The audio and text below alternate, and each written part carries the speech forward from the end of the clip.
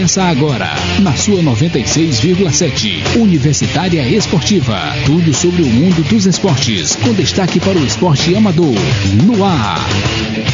Universitária Esportiva.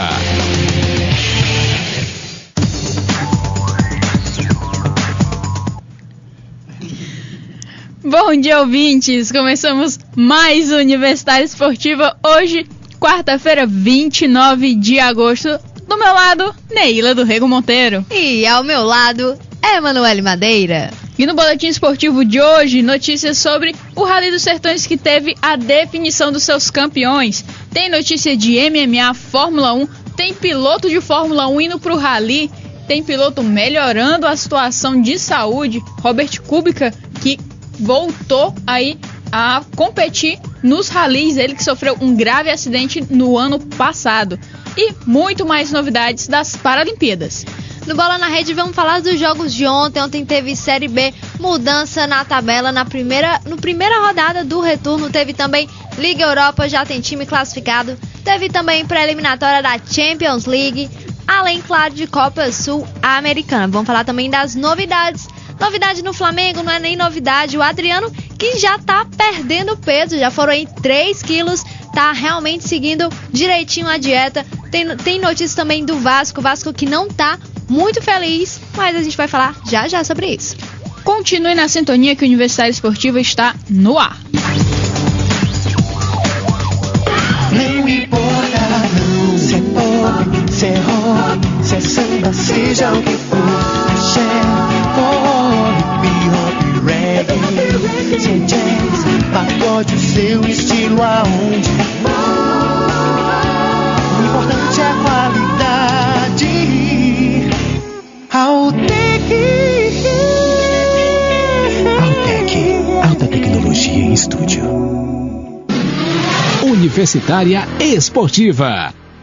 Boletim esportivo.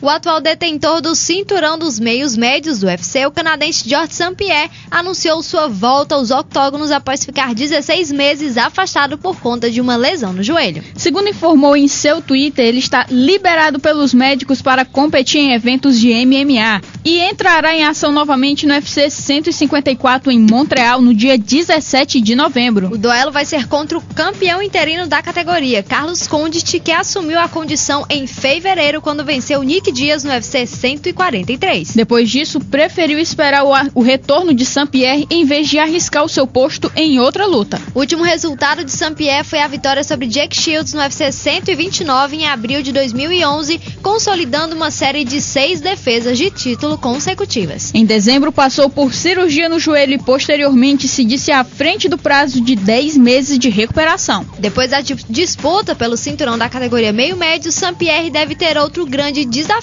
pela frente. O brasileiro Anderson Silva, campeão dos pesos médios, admitiu interesse em uma super luta contra o canadense em um mega evento que deve ser organizado em breve pelo UFC. Essa super luta que tá todo mundo esperando que aconteça. Anderson Silva já falou que aceita, o St-Pierre ainda tá assim. Ele ainda, claro, vai demorar um pouquinho para aceitar. E no caso, quem vai ter que subir de categoria vai ser ele, então vai ser um pouquinho complicado ele ganhar peso e entrar em forma para poder enfrentar o campeão dos pesos médios. É o que a gente volta, é o que vai acontecer com o Vitor Belfort em 2 semanas.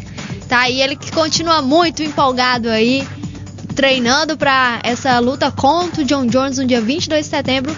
E vamos ver o que vai acontecer com o Vitor Belfort, o que vai acontecer nessa luta Vitor Belfort e John Jones.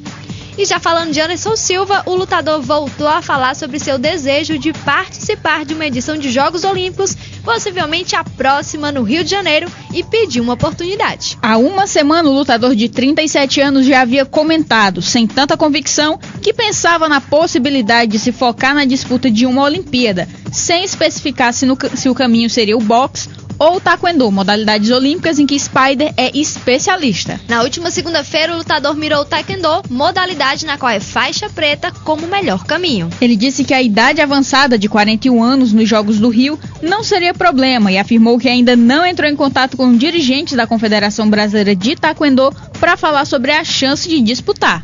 Anderson Silva disputa os médios no UFC, categoria que vai até 83 quilos. No Taekwondo Olímpico, a categoria mais próxima desse peso é até 80 quilos.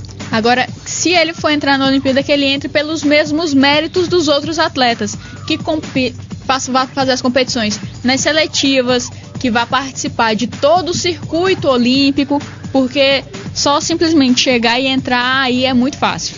É uma coisa que não vai acontecer, ele não vai participar desse ciclo olímpico, ele não tem tempo. Segundo, o Dan White não vai dar essa possibilidade para ele. Ele é contratado do UFC, então ele tem que competir pelo UFC para justamente diminuir o número de lesões, para caso aconteça uma próxima luta, ele tá preparado. Ele pediu justamente essa chance para poder entrar como competidor que ele já foi e como lutador de MMA que ele é. É uma coisa que não deve acontecer. Se ele ainda tivesse competindo no Taekwondo, tudo bem, ele poderia ter a chance dele, mas não. Outra coisa, ele podia continuar a campanha que muitos lutadores estão fazendo de incluir o MMA nas Olimpíadas. Ele pode também tentar entrar por aí, mas ele continua querendo entrar pelo Taekwondo, que é o esporte em que ele domina muito bem. Agora, complicado, porque se ele entra, se a Confederação Brasileira de Taekwondo dá essa vaga ao Anderson Silva, tira a vaga de um atleta que passou aí 4 anos nas seletivas, tirando possivelmente dinheiro do bolso para poder fazer as viagens e passando por todo aquele perrengue que a gente já acompanha de muito ouvir falar e alguns até de muito ver isso e sentir essas dificuldades da vida de um atleta. Então, complicado ele querer entrar assim na sorte aí nessa questão. Entrar de paraquedas numa competição dessa. Não tem porquê ele entrar nas Olimpíadas se ele não tiver o preparo que todos os outros atletas tiveram e todos os desafios que todos os outros atletas que tiveram que passar. A gente já falou até em campanha, comecei falando da campanha do MMA nas Olimpíadas, tem campanha também sendo feita pelo Vitor Belfort. Pra quem ainda não viu, o lutador está pedindo para a Rede Globo para transmitir a luta entre ele e John Jones no dia 22 de setembro. Pedindo que a Globo transmita ao vivo essa luta, tá tentando fazer a campanha, falando com vários artistas da Globo para tentar que essa luta seja transmitida. Será que ele consegue? É uma confiança, o Vitor Belfort tá numa confiança incrível.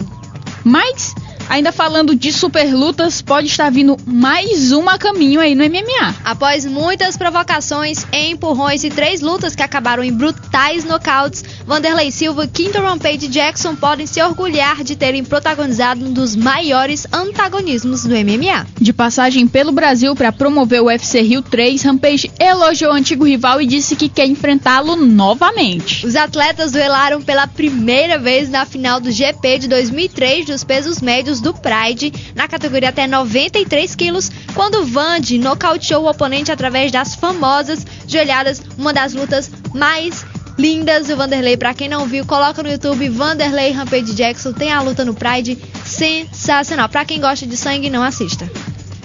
Na edição 28 do evento japonês, o curitibano conseguiu outro nocaute usando os joelhos e manteve o cinturão da divisão. Rampage diminuiu a contagem nocauteando o cachorro louco com um cruzado de esquerda no UFC 92.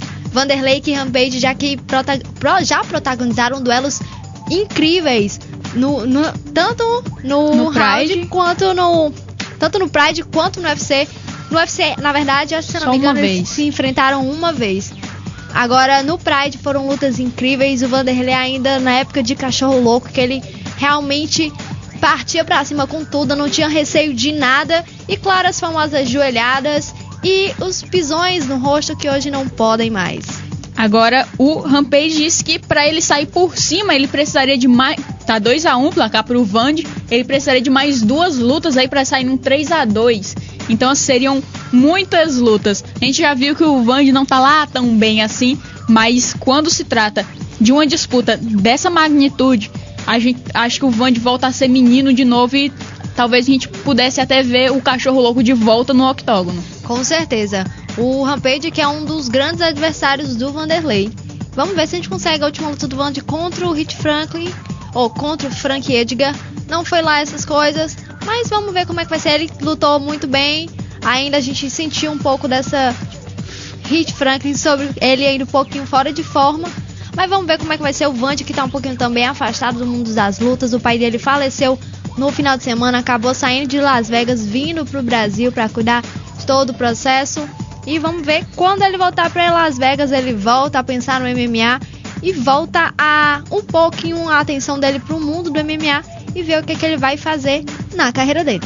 E já saindo desse mundo das lutas, agora a gente vai pro automobilismo.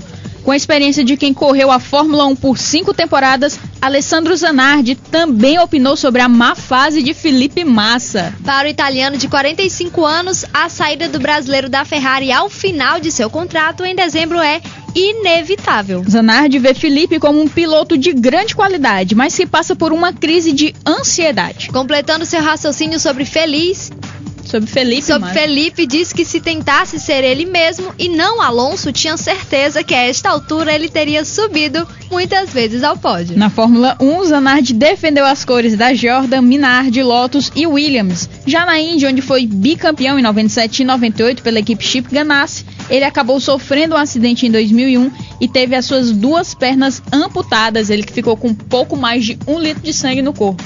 Após falar sobre Felipe Massa, Zanardi rasgou elogios para Fernando Alonso, atual líder do campeonato. A Ferrari faz um grande trabalho, mas Alonso tem feito milagres, atestou. Na verdade, não é o Felipe que tem que parar de achar que é o Fernando Alonso, é a Fórmula 1, ou aliás, é a Ferrari parar de achar que o Felipe é uma junção do Fernando Alonso. Tem que ajeitar um pouquinho a situação dos brasileiros, continua difícil, todos os brasileiros que passaram pela Ferrari passaram por situações críticas, na maioria das vezes tendo que fazer pontuação não para eles, não para a equipe, claro também para a equipe, mas para ajudar o piloto da sua própria equipe. Então tem que ajeitar isso aí, complicado. Pode ser que a situação do Felipe esteja difícil, ele continuar na Fórmula 1, mas vamos ver, vamos continuar acreditando nele que precisa fazer milagre nas próximas corridas. Para as pessoas que não são muito familiarizadas com alguns termos do atletismo, os brasileiros na Ferrari são os coelhos, que são aqueles atletas que largam na frente para puxar o ritmo da corrida. Tá aí, aconteceu com o Rubinho, que... Como aconteceu com o Rubinho? 2 vezes que foram... 2 vezes hoje claramente. Hoje sim, que ele simplesmente abria as corridas, fazia uma super esteira pro Michael Schumacher e depois entregava a pontuação, o pódio de bandeja. E com Felipe Massa já aconteceu algumas vezes, como o Alonso está mais rápido do que você, entendeu? Além, claro, da questão de carros, o carro, quem fica com o melhor carro e também a atenção para o carro de cada um. Claro, o carro do Alonso sempre recebe mais atenção do que o carro do Felipe Massa. Tanto que nas últimas corridas, o Felipe Massa teve vários problemas com carros, incontáveis. Poucas foram as corridas que ele conseguiu ir até o final. E quando conseguiu, não passou no máximo da 11ª posição. A Ferrari que sempre fez burrada, fazia os testes com o piloto número 2 para ver se ajudava o piloto número 1. Mas só agora uma informação sobre o Zanardi. O Zanardi vai competir no ciclismo de estrada nessas Paralimpíadas. Então, ficar de olho nele, que ele, com um pouco mais de 3 meses, já estava, após ele ter sofrido esse grave acidente que amputou as 2 pernas, ele já estava ganhando circuitos aí no ciclismo de estrada muito à frente dos competidores que já tinham um treinamento de anos. Então, ficar de olho nele. E o interesse do finlandês Kimi Räikkönen pelo rally o fez abandonar a maior categoria do automobilismo para se dedicar à competição off-road. Mas isso já faz um tempo. Porém, mesmo tendo retornado à Fórmula 1, o piloto da Lotus ainda não esqueceu o rally. Räikkönen planeja uma nova experiência no rally, mas apenas quando encerrar a carreira na Fórmula 1. Por hora, a prática é só uma diversão. Mas diversão por diversão, a gente já viu como o que aconteceu, pilotos e atletas de grande nível não podem estar se arriscando tanto assim em outras modalidades. Mas falando em pilotos de Fórmula 1 em rallies, o polonês Robert Kubica, que ainda se recupera de grave acidente sofrido em fevereiro de 2011, participou em julho de testes com a equipe oficial da Ford no Campeonato Mundial de Rally no circuito francês. O piloto participou de uma das 4 sessões feitas pela equipe junto com os titulares da Ford na competição, o norueguês Peter Solberg e o finlandês Jerry Maut Latvala. Kubica sofreu acidente em um rally na Itália pouco antes do início da temporada do Mundial de Fórmula 1, que disputaria pela Lotus Renault. Em janeiro desse ano, em um acidente doméstico, o polonês quebrou a perna. Para quem não lembra, esse acidente do Kubica foi uma coisa assim, muito, pra quem viu só as imagens e como ele ficou, o estado que ele ficou no hospital depois foi algo muito grave.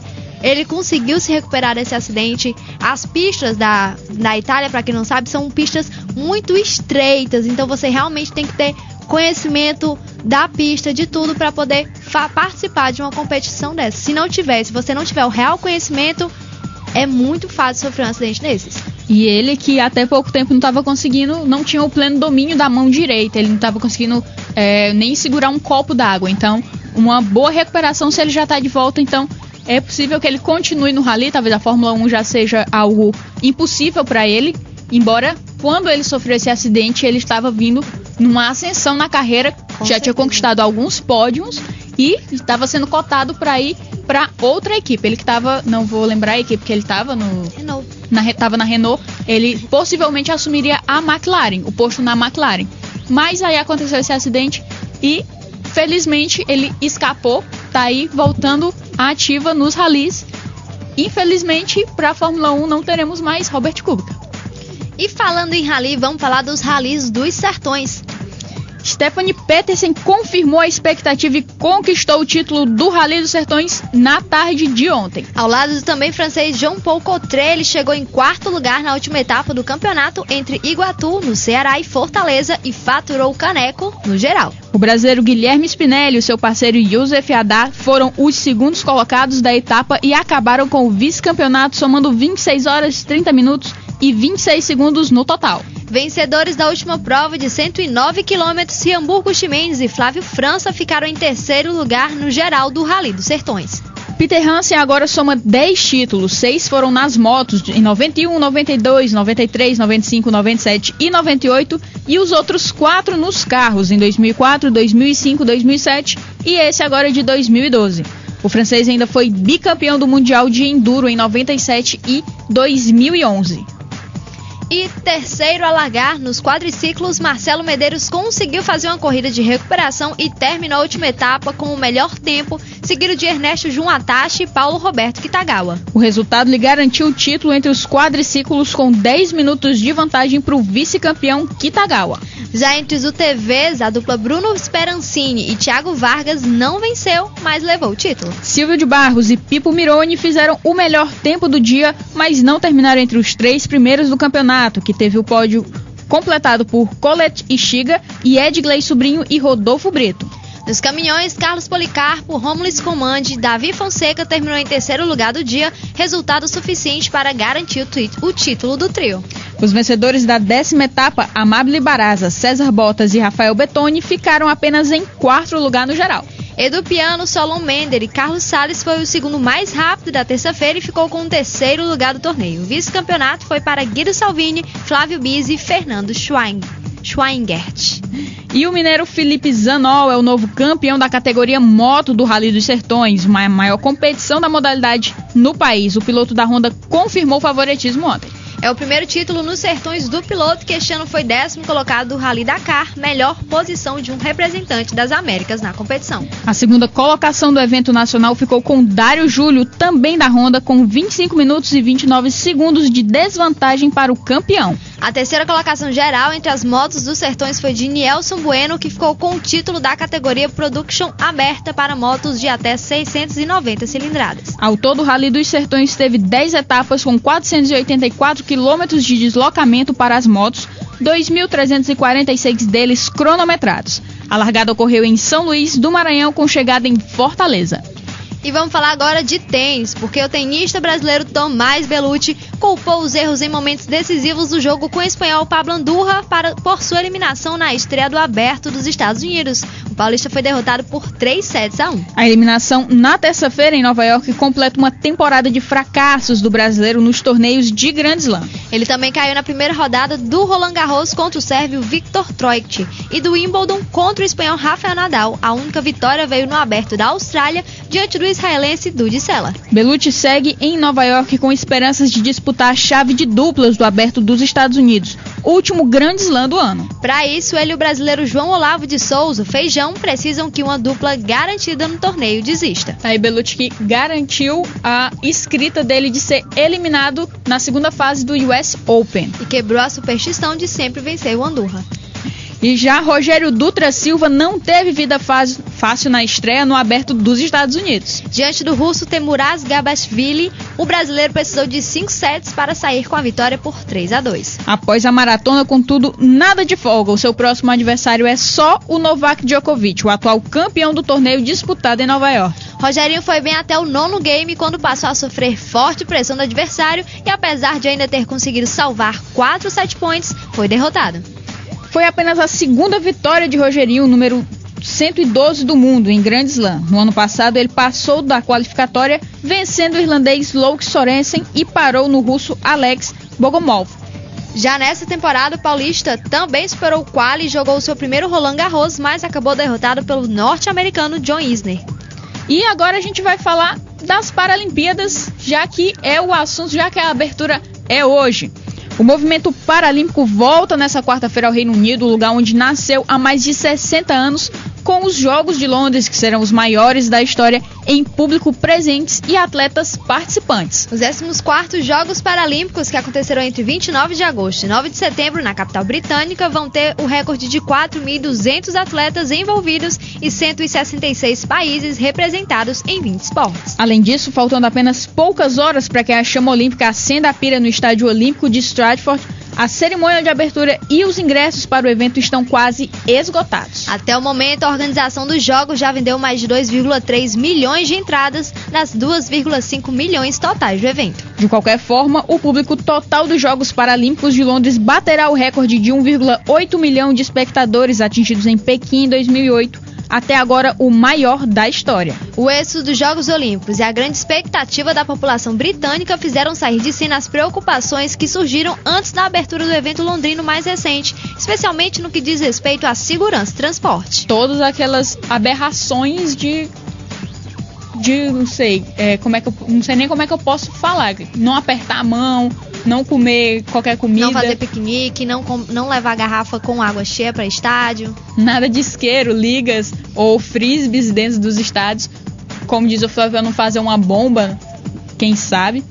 Já que Londres 2012 é o retorno às origens do movimento paralímpico, que teve seus primeiros jogos disputados em 64 anos atrás, em Stoke Mandeville, uma pequena cidade a oeste da capital britânica. No mesmo dia da inauguração dos Jogos Olímpicos de Londres, em 48, Sir Ludwig Guttmann organizou sua própria competição destinada aos soldados britânicos que sofreram lesões medulares na Segunda Guerra Mundial. E a partir daí o esporte paralímpico evoluiu e ganhou adeptos, até que nos Jogos de Roma, em 1960, foi incluído nas competições oficiais do Comitê Olímpico Internacional. Em homenagem a estas origens, na noite de ontem, as 4 chamas paralímpicas que foram acesas na semana passada na Inglaterra, Escócia, País de Gales e Irlanda do Norte se uniram em Stoke Mandeville, de onde a tocha vai iniciar seu trajeto final rumo ao Estádio Olímpico de Stratford.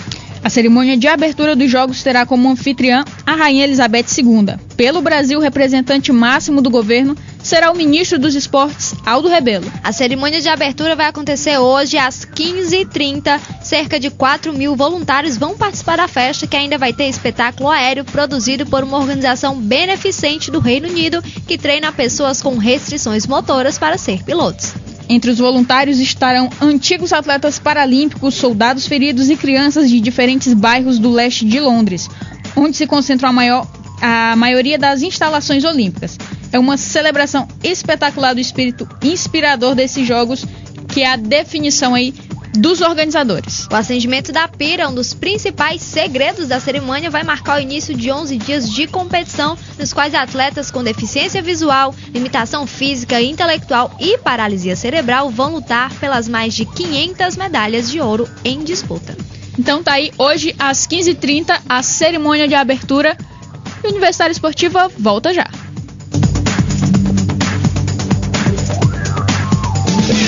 Próxima sexta, no feriadão, no 7 de setembro, vai rolar o show da Independência no Quintal Rock Bar, com as bandas Batuque Elétrico, lançando seu novo CD Boa Nova. Agora não se fala nada. Relicário, cantando os sucessos de Cássia Eller. Sabe, eu ainda sou uma garotinha. E a estreia da banda Ato Sóbrio.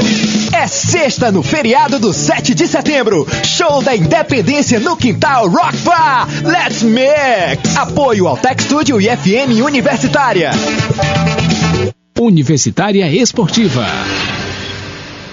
Saúde esportiva. Corpo e mente em sintonia.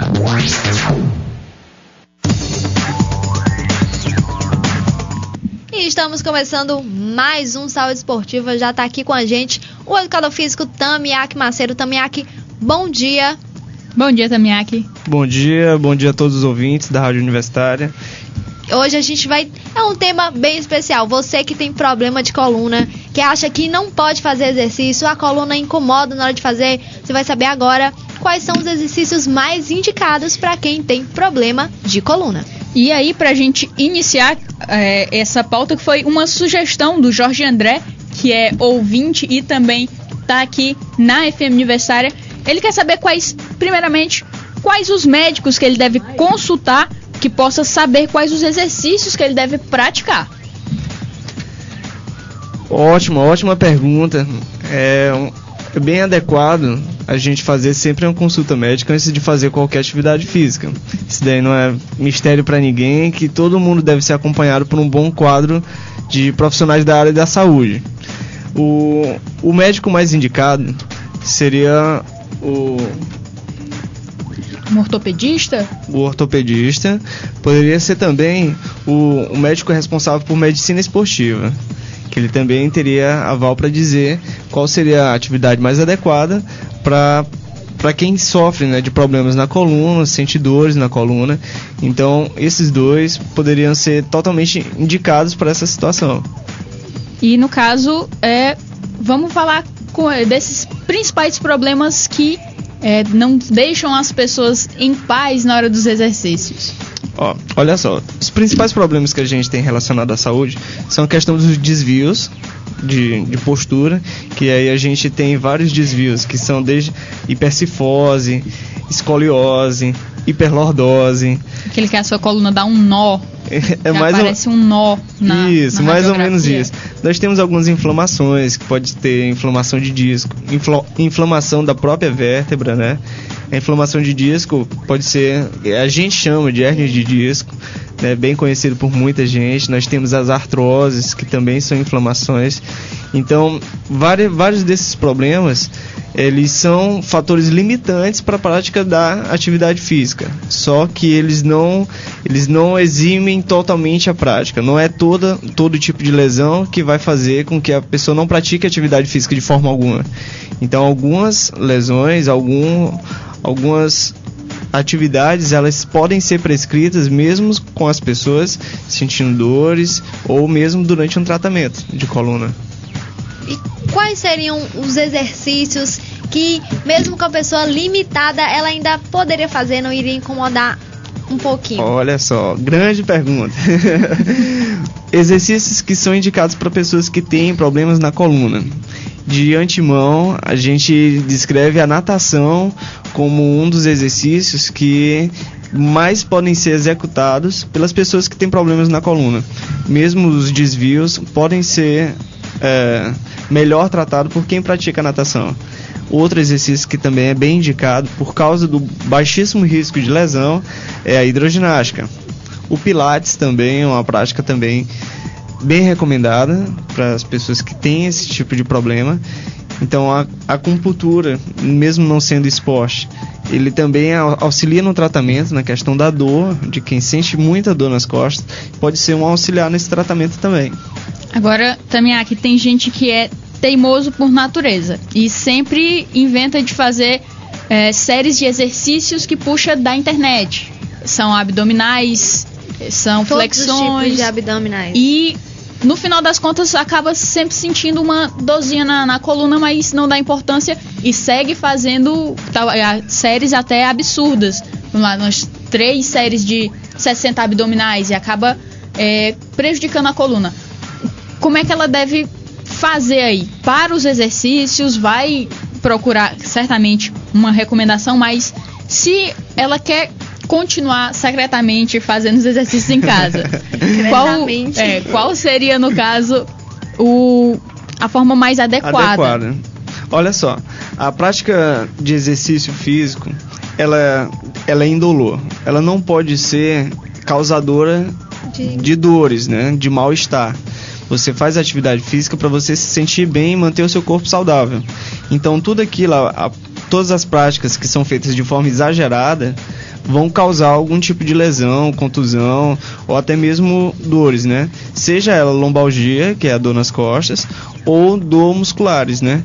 Então, o que é que pode aumentar essa probabilidade de contusões? A prática de forma exagerada, que nem você falou, fazer muitos movimentos de flexão e extensão da coluna, principalmente com carga. Esse exemplo que você deu foi bem simples comparado às coisas que a gente vê aí na vida, nas academias. Por exemplo, a pessoa pega 20 quilos, coloca aqui segurando nos braços e tenta fazer os abdominais com 20 quilos e sequências de mais de 80 abdominais seguidos. É muita carga. E às vezes você vai sentir muito, porque quando você trabalha o abdômen, a abdominal, você não trabalha somente o músculo do abdominal. Você tem um músculo ativo, mas você também tem os músculos passivos, que eles são reguladores do movimento. Então você vai trabalhar o abdômen, mas automaticamente os músculos das costas também estão sendo trabalhados, porque eles vão estabilizar a coluna durante o movimento. E aí onde você vai sentir muita dor. E você que acha que está fazendo errado, procura também indicação de um educador físico, alguém, porque se você está sentindo essa dor, é indício de que você está fazendo o exercício de maneira errada, e você tem que procurar alguém para que ensine você a fazer aquilo de maneira correta e não ter nenhum prejuízo na coluna, em qualquer outra parte do seu corpo. É verdade, com certeza. Outra coisa que causa muita dor é atividades envolvendo muitos saltos, quedas, esforços longitudinais, tipo escalada, essas coisas assim, também provavelmente causará muita dor para quem não está pronto para fazer aquilo ali ainda, né? Isso, a exemplo, nós temos algumas artes marciais que envolvem queda, tipo judô, jiu-jitsu, né, que envolve tensões muito fortes durante a prática. Então seria, vamos dizer, quase que normal dizer que todo mundo já sofreu uma determinada dorzinha nas costas, né? Sim, com certeza. Apesar do tatame... Quem nunca, né? Quem nunca? Outros esportes que tem, por exemplo, esportes que tem predominância unilateral, que você só utiliza um lado do corpo. Por exemplo, o tênis. Você joga predominantemente com o lado direito ou com o lado esquerdo. Se você não fizer um exercício de compensação que vai habilitar o seu lado esquerdo do corpo, o lado contrário do corpo, a estar realizando atividades semelhantes a que você faz com o outro lado, provavelmente você vai ter um lado do corpo mais forte e o outro lado mais fraco. E aí vai prejudicar totalmente o seu desempenho. Com certeza. Caminhar, que é a boa e velha caminhada também indicada, né? Não vai forçar tanto. E claro, a pessoa com um bom tênis, que vai diminuir um pouco esse impacto do corpo na hora das passadas, também pode ajudar um pouquinho. Não vai incomodar tanto. Isso. Existem pessoas que têm problema de coluna, da forma de hérnia, por exemplo. Não é que ela não possa caminhar, ela pode fazer os exercícios, só que evitando a sobrecarga sobre a coluna, né? Tipo, usar mochilas por muito tempo, usar bolsas muito pesadas por muito tempo. A prática da caminhada deve ser feita com roupas adequadas, tênis adequados, certo? E com intensidade reduzida, né? Por exemplo, você não vai fazer uma caminhada, por exemplo, em grandes elevações, subidas muito altas, tipo a ladeira do Uruguai. Gente, quem tem problema de coluna não vai para a ladeira do Uruguai, pelo amor de Deus, vamos correr na Raul Lopes, porque você vai sentir bastante dores nas costas, tá bom? Porque são subidas muito extenuantes, cansam bastante, e a sobrecarga sobre a coluna fica bem maior com essas subidas. Agora, Tamiaki, uma coisa com relação a toda a prática esportiva, a maioria delas exige que tenha um calçado adequado. No entanto, muitas pessoas pisam inadequadamente. Como é que a gente pode tentar corrigir isso? Olha só, existem alguns tênis que têm tecnologias que auxiliam no tratamento dessas pisadas erradas, que são as pisadas pronadas ou supinadas, para dentro ou para fora, certo? Alguns tênis já têm essa tecnologia que auxiliam na pisada, outros não têm. Esses tênis que têm essa tecnologia mais alta são necessariamente bem caros. Então não teria condições de todo mundo ter acesso a esses tênis. O adequado seria que você procurasse um médico que auxiliasse no tratamento, ou com palmilhas, que você colocaria no seu tênis comum, né? E auxiliasse também na pisada. Mas tirando isso, tirando a questão do tênis, não existe assim um tênis que você diz assim, o meu problema é o tênis, é só o tênis. Não é só o tênis. Às vezes você tem uma má formação óssea, ou do quadril, ou da coluna, você pisa melhor com um pé e o outro não. Menor que a outra. Uma perna menor que a outra. Então, são vários desvios que podem e só vão ser diagnosticados com um tratamento médico. E aí, no caso, você que tem aí problemas com seu tênis, você procure um médico antes de comprar um tênis adequado, né?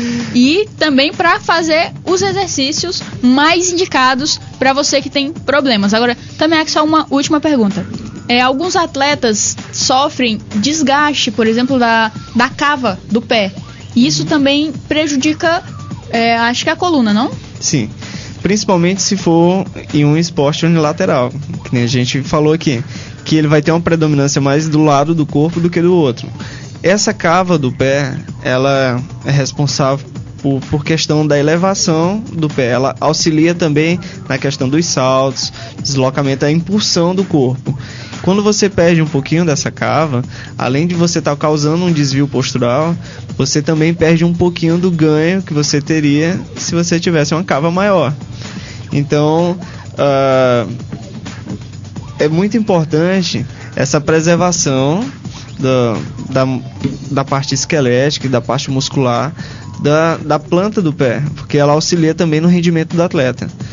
Existe assim várias outras coisas que a gente poderia estar aqui também dando um toquezinho, porque são coisas do nosso dia a dia que influenciam principalmente na nossa prática diária. Por exemplo, como sentar na cadeira, como usar o computador, ler na cama. Minha gente, ler na cama é terror, é terrorismo para quem tem dor. Notebook na cama também, para quem não consegue largar o Facebook. Caramba, isso é um terrorismo para nossa coluna. Então, vamos até mesmo dirigir o automóvel, a forma como você se senta, a postura que você tem durante o seu dia a dia, vai auxiliar ou no tratamento, ou também na questão das dores, da lombalgia. Ou você melhora ou você piora. Não tem como ficar paradinho no meio do caminho, não. Agora, falar em paradinho, como deveria ser a coluna a gente sabe que ela tem uma limitação de movimento. Mas tem gente que estrala a coluna, que falta dar uma volta em torno de si. Quais os problemas que uma pessoa dessa deve ter ou que pode desenvolver por essa prática de estralar constantemente a coluna dessa forma, tentando dar um giro em torno do seu eixo? Olha só, essa seria uma técnica de relaxamento, tá bom? Essa rotação, ela normalmente o pessoal usa porque diz, vou relaxar, estralando a coluna, vou relaxar. Só que os discos intervertebrais, eles têm uma limitação sobre eles, né? Como você mesmo disse. E quando você excede essa limitação, você tem muito mais riscos de causar uma lesão do que fazendo dentro da amplitude normal. Isso não só para a coluna, mas para qualquer outra parte do corpo. Se você puxa o ombro, tenta fazer aquele alongamento de jogador de futebol, colocando o cotovelo atrás da cabeça e excede a amplitude que você está acostumado a fazer, provavelmente você também vai ter uma lesão no ombro. Ou até mesmo com o quadril, você tenta abrir a perna, afastar uma da outra, fazer que nem bailarina, escalar, e de repente você também tem uma lesão. Então isso é válido para qualquer parte no corpo, tá bom? Vamos tentar nos exercitar dentro da nossa limitação, evitando qualquer tipo de lesão por esforço que seja além do nosso limite, certo? Então, nada de esforço além do limite, vamos fazer os exercícios gradativamente, pouquinho a pouquinho a gente vai conseguir chegar lá. Agora também aqui pra gente encerrar o quadro Saúde Esportiva de hoje, pessoas que têm problemas na coluna, para ela começar bem o dia, o que ela deve fazer?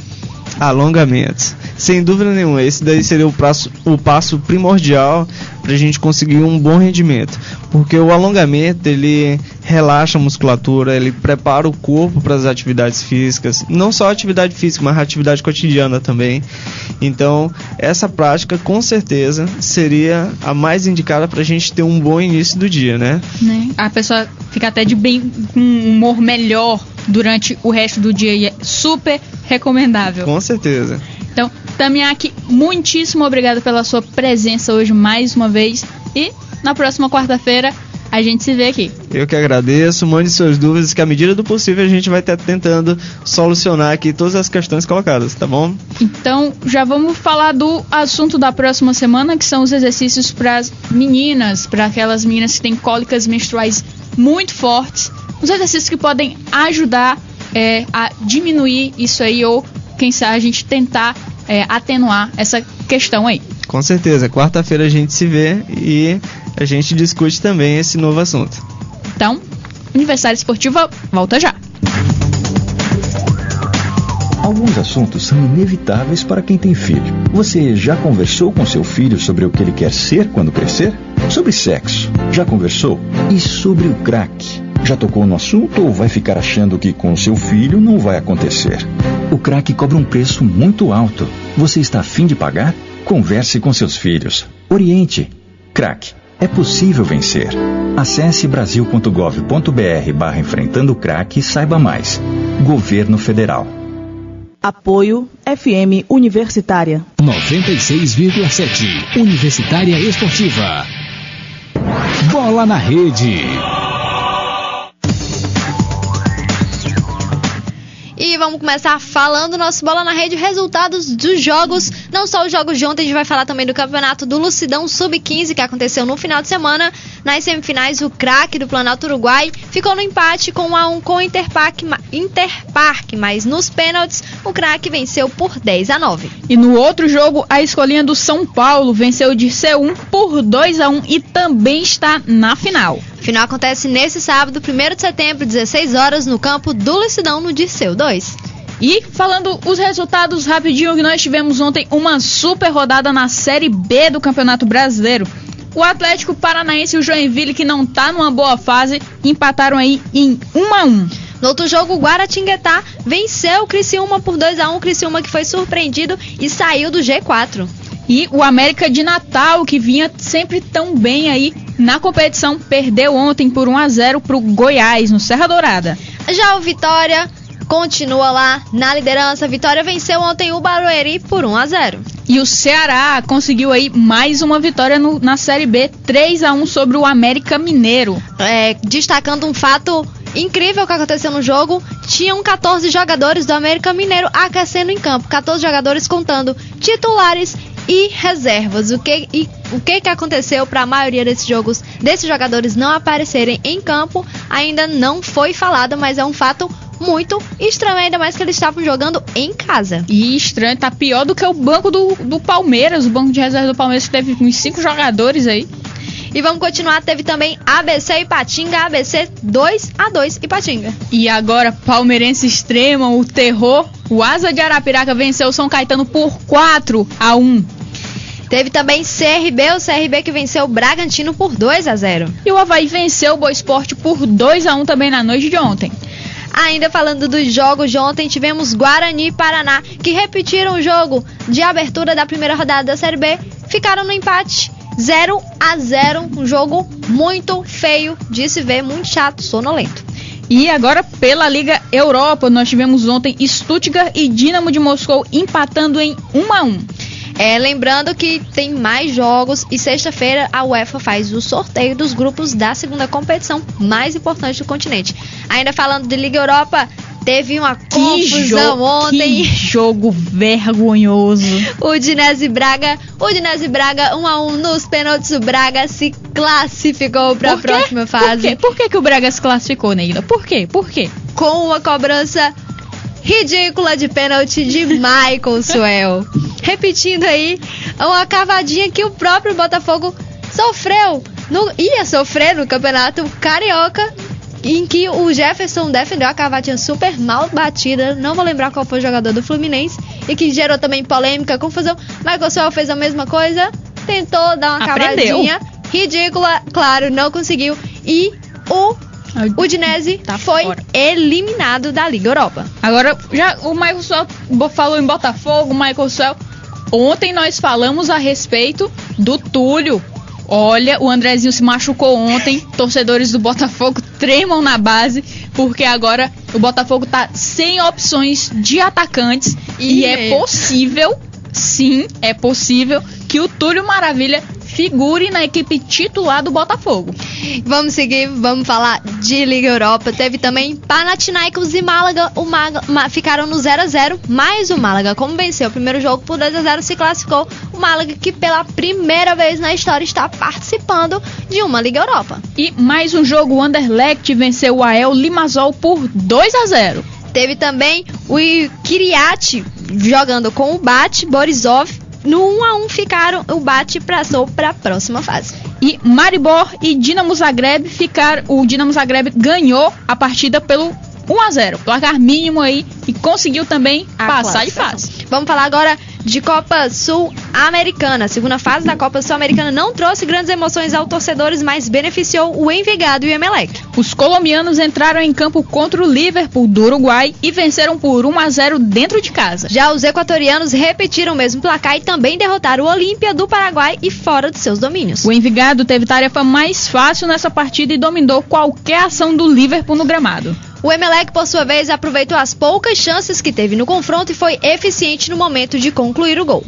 Ao contrário do Olímpia, que pecou muito na hora de finalizar, os equatorianos apareceram bem no ataque aos 40 do primeiro tempo e construíram uma vantagem mínima graças a uma boa cabeçada de Nassuti. As duas equipes voltarão a enfrentar os seus respectivos adversários em horário, data e local ainda indefinidos pela Conmebol. E ainda falando de sul-americano, os equatorianos do Barcelona souberam lidar com a desvantagem numérica na partida de ontem e deixaram o Cobreloa com empate sem gols contra o time da casa. O resultado deixa a equipe mais tranquila para o jogo da volta, que vai ser realizado em Guayaquil. E como ainda os horários e data da próxima rodada ainda não foram anunciados. Notícias rápidas: a torcida jovem do Fla está suspensa por 6 meses de aparecer em estádios em qualquer tipo de jogo por causa do assassinato que aconteceu no dia 29 do vascaíno Diego Martins Leal. Tá aí, eles não podem aparecer no estádio com faixas, com camisa, com instrumentos, nada. Eles têm que aparecer a paisana normal, como um cidadão comum dentro do estádio do Flamengo. Também pode sofrer, a torcida jovem do Vasco também pode sofrer essa mesma suspensão. Eles que, se não me engano, no ano passado, no começo, em maio, teve o assassinato de um flamenguista também pela torcida, e está sendo também avaliada essa questão. Torcida no Brasil, que é uma coisa muito complicadíssima. Agora, falando ainda em torcida, as torcidas da Gaviões da Fiel e da Mancha Verde vão propor um acordo ao Ministério Público para poder voltar aos estádios, elas que também estão suspensas dos jogos das equipes. Lembrando que esses assassinatos todos, eles não aconteceram dentro do estádio, aconteceram justamente em concentrações antes dos jogos, é o que é um caso ainda mais grave. E o mais ridículo é que foram brigas marcadas via redes sociais. Vamos continuar falando de Flamengo, tem notícia boa, tem notícia, não é surpreendente, tem notícia motivadora pro Flamengo. O Adriano tá seguindo direitinho todas as dicas, todas as restrições dos médicos do Flamengo, e já emagreceu 3 quilos, tá? E ele que tá tomando até cerveja diet. Os médicos deram um jeito, ele que não larga a cerveja de jeito nenhum. Tem um tipo de cerveja que ele tá tomando que não vai influenciar nada, ele vai continuar perdendo esse peso. A meta agora é perder mais 7 quilos para ele chegar aos 100 quilos e poder voltar a campo. O educador dele, quem tá acompanhando dele, é o Pavanelli, que era treinador de atletas de MMA, disse que o Adriano tá num ritmo típico de atleta de MMA, ou seja, vai ser fácil, tranquilo ele voltar à forma e voltar pro Flamengo. Porque peso pesado realmente ele tá aí já faz muito tempo. Se ele quiser, inclusive, encarar aí um Júnior Cigano, já pode. E vamos falar, sabe o que? O Vasco não está feliz. Vendeu o Diego Souza para o Ittihad para poder pegar o dinheiro e, claro, pagar os jogadores que estão com salários atrasados, pagar as dívidas. E o que aconteceu? Não sei o que aconteceu. Dinheiro bloqueado da primeira parcela. Quem pagou foi uma empresa parceira do time. Só que como essas negociações internacionais, o pagamento só pode ser feito pelo time. O dinheiro está bloqueado, está na conta do Vasco, mas está bloqueado, ele não pode retirar esse dinheiro. E para piorar a situação, a segunda parcela era para ter sido paga no dia 15 de agosto. E até agora, nada. Ou seja, o Vasco perdeu o Diego Souza, está com um problema em campo para repor alguém que faça o trabalho do Diego Souza e continua devendo na praça. Com muito dinheiro, com as dívidas, tá complicado, pode acabar acarretando brigas, disputa e envolver até a FIFA. Eles vão ter que acabar para tentar resolver essa situação, fica complicada. E agora vamos falar das rodadas de hoje, porque hoje tem Série D. Hoje o Remo enfrenta o Vilhena e o Atlético Acreano joga com o Peñarol do Amazonas às 20h30. Mas também tem Brasileirão, às 19h30 o Santos vai encarar o Bahia e o Coritiba vai encarar o Internacional. Já às 20h30 o Atlético Mineiro joga com a Ponte Preta e a Portuguesa joga com o Palmeiras, além de Náutico enfrentando o Figueirense. Já às 22h é a vez de Fluminense e Corinthians, Grêmio e Vasco e Atlético Goianiense e Cruzeiro. E pela Copa Sul-Americana, às 19h15, o Independiente joga com Boca Juniors e o Liga de Loja enfrenta o Nacional do Uruguai. Às 21h45, a Universidade Católica enfrenta o Tolima e a Liga Loja enfrenta o Nacional do Uruguai. Os mineiros de Guaiana enfrentam o Cerro Porteño também às 21h45. Pelas pré-eliminatórias da Liga dos Campeões, 15h45 prestem atenção, Cluj, Basel, Celtic, Helsingborg, Fenerbahçe, Spartak Moscou, Dinamo de Kiev e o Mönchengladbach, Lille e Copenhague. Já na Supercopa da Espanha, a segunda partida entre Real Madrid e Barcelona acontece hoje às 17h30. Partida decisiva, Real Madrid tem que vencer para tentar esse título que o Barcelona já segura há muito tempo. E agora, só uma rápida observação. Chico Filho, um abraço aí. A nossa produtora Nália Macedo observou aqui que você finalmente noivou. Depois de 10 anos enrolando. Depois que a fitinha de São Francisco quebrou, ele tá noivo aí. E por hoje é só. O Universitário Esportivo acaba por aqui. Programa que foi apresentado por Neila do Rego Monteiro e Emanuele Madeira, programa com a realização da FM Universitária 96,7. Muito obrigada pela sua companhia e continue com a nossa programação. Você ouviu Universitária Esportiva.